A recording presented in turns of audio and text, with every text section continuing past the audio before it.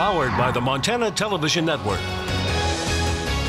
Montana This Morning continues on Montana's News Leader. Federal prosecutors are in the final stages of their investigation into the president's former personal attorney. I'm Laura Podesta with details on when Michael Cohen could be criminally charged. And new evacuation orders due to a wildfire in Glacier National Park, where campers and staff are being told to leave. That's coming up. Good morning to you. It is coming up on 6:28. I'm Missy O'Malley with Chet Lehman. Matt Elwell will have our Monday forecast in just a moment. Our story for you now. The investigation into a former fixer for President Trump may be wrapping up. And Rudy Giuliani coins a new phrase when defending President Trump in the Russia investigation. CBS's Laura Podesta has the details. Federal prosecutors are in the final stages of their investigation into Michael Cohen, President Trump's former personal attorney. Authorities are looking into whether Cohen committed bank or tax fraud with his financial and business dealings. Investigators are also examining whether he violated campaign finance and other laws by arranging payments to secure the silence of women who claim they had affairs with Mr. Trump. That includes a $130,000 payment to adult film star Stormy Daniels. CBS News has learned prosecutors could file charges against Cohen by the end of the month.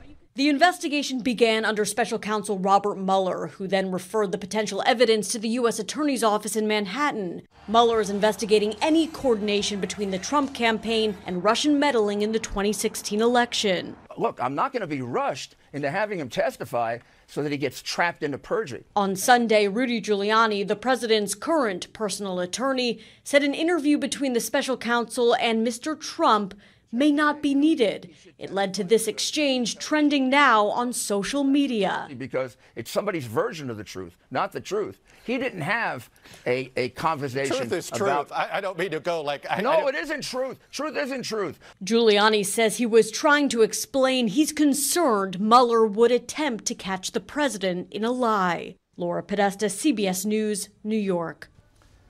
Now, President Trump yesterday tweeted about the investigation, quote, "We are now in a period with Mueller and his gang that make Joseph McCarthy look like a baby. Rigged witch hunt," end quote. In other news, the Howe Ridge fire in Glacier National Park doubled in size on Sunday, and currently it's 7,835 acres, and new evacuation orders have been issued. Firefighters in the park are evacuating the Fish Creek campground on the northwest side of Lake McDonald. This includes all campers, Park Service employees, and the Fish Creek Ranger Station. Structure protection efforts are continuing along the north end of Lake McDonald. Currently, sprinkler systems are in use, and crews are installing hoses and more sprinklers to minimize potential fire spread towards going to the Sun Road and Glacier National Park lodges. They made that decision on Friday to close Lake McDonald Lodge for the remainder of the 2018 summer season. Closer to home, south of Ennis, as of 6 o'clock this morning, some evacuation orders have been lifted for the Monument and Wigwam fires. Residents will be allowed back into their homes in the Hay-Press Lake area, but an evacuation warning remains, meaning homeowners may have to leave again at any time. Wigwam fire has currently burned 4,191 acres, is 50% contained, while the Monument fire has burned 5,733 acres. It's just 10% contained. Only a little rain was reported over both fires this weekend. Crews say the showers did not affect the fire. About 70% of the timber in the burned area is standing dead trees killed by insects. Staying in fire news, the 9,191 acre Goldstone fire west of Dillon slowed a little bit this weekend as light rain arrived. Winds are causing spots fires about a half-mile up the main blaze, but on Saturday, crews managed to find and contain one of the larger spot fires. Crews using heavy equipment have nearly finished building fire lines on the north side and may move to other parts of the fire as of today. The 2,000-acre Beaver Creek fire north of Wisdom also slowed some this weekend. Crews there are working to remove brush and to build fire lines before the blaze reaches private property. And a public meeting about both fires will be held Tuesday night at 7 p.m. at the Wisdom Community Building. Well, firefighters from the East Coast are coming to the Treasure State to help with wildfires. MTN's Elizabeth Transu was at the Great Falls Airport when they touched down. A 737 jet flew over the hazy electric city carrying 100 firefighters, all here to help the Treasure State. Once we had a crew together, we were very excited to come out and support the fire suppression effort out here in Montana. The men and women will be splitting up and going to 3 fires. There's a lot of logistics involved in moving hundreds of people across the country. A lot of us do fire for our careers, and this is part of our jobs. And, you know, we look to go and help out wherever needed. In this case, it's Montana, and so we're excited to help you all. The Goldstone Fire and Wigwam Fire in the Beaverhead Deer Lodge National Forest, and the Sterling Complex Fire in the Kootenai National Forest. So we've reached a point where we have maxed out our local resources, and so when we do that, we call in resources from other areas and other states to help us out. And although it's currently quite rainy on the East Coast, that doesn't mean these firefighters are rookies when it comes to battling the flames. There's a system in place where we get a lot of information about issues with fuels, fire behavior. That's all stuff that is given to us in a briefing. But there's one thing for sure, whether you're a Montanan at heart or from out of state, the men and women become family. You really do build up trust in the folks you're working with and trust in the incident management team you're working for, and it's a good bonding experience. In Great Falls, Elizabeth Transu, MTN News.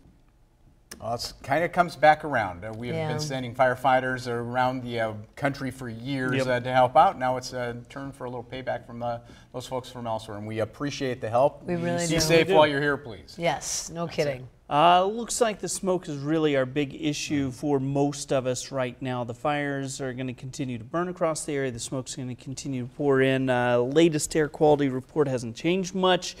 In fact, yellows, oranges, and reds for virtually everybody in Montana, which means that air quality is going to be a big issue. Temperatures holding into the 50s for most of us, 32 in West Yellowstone. Looks like that smoke and haze will continue, but we are going to add the potential of some rain showers. We'll probably have some gusty winds at times today. We're going to talk more about our fire potential, the fire dangers that we have ahead. That's all coming up in just a little bit. Yellows and oranges and reds, oh my. Thank you, Matt. Appreciate that. Now, yesterday, Main Street in Bozeman was packed with vintage cars. MTN's Madeiras Bab reports on how people young and old came together to celebrate their love of cars. Well, I'm kind of just like, well, okay, I gotta be really careful on this turn. It looks pretty hard. Whoa, okay, need gas, need gas. So. 8-year-old James Dearman didn't have to travel far to get to the 18th annual Cruisin on Main.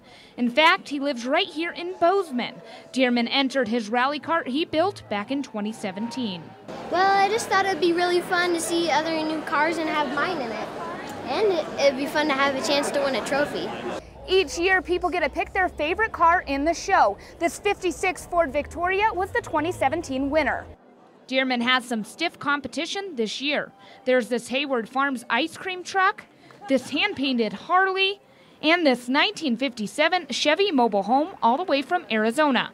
Owner David Soul built it out of a 2-ton truck frame. Well, we've only ever passed people on the road, and we leave them looking like, oh, what was that? So it's fun to, we've met so many people here today said, I saw you in Yellowstone, or yeah, yesterday you were on 191 up, and it's amazing.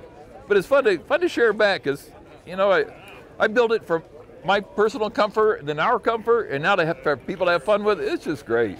All of the proceeds from the 300 cars that were entered are donated to the Cancer Support Community, a group dedicated to helping cancer survivors find support groups and health and wellness programs in their town. In Bozeman, Madeiras Bab, MTN News.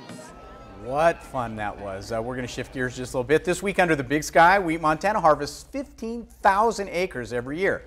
The farm near Three Forks wasn't always this large. It's grown since Dean Folkford's grandparents ran their small dairy farm outside of Helena. Dean attributes their success and growth to some common Montana values. Under the Big Sky is sponsored by Rocky Mountain Vein Clinic and Markovich Real Estate.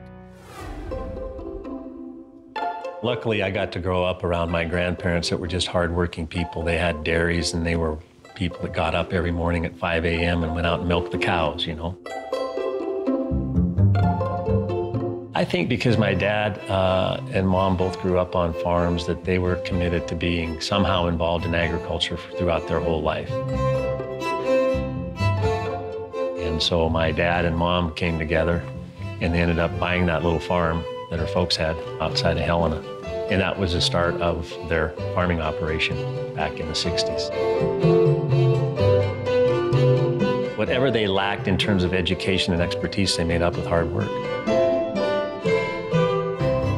As they had, small little tidbits of success, they continued to drive each other to do more.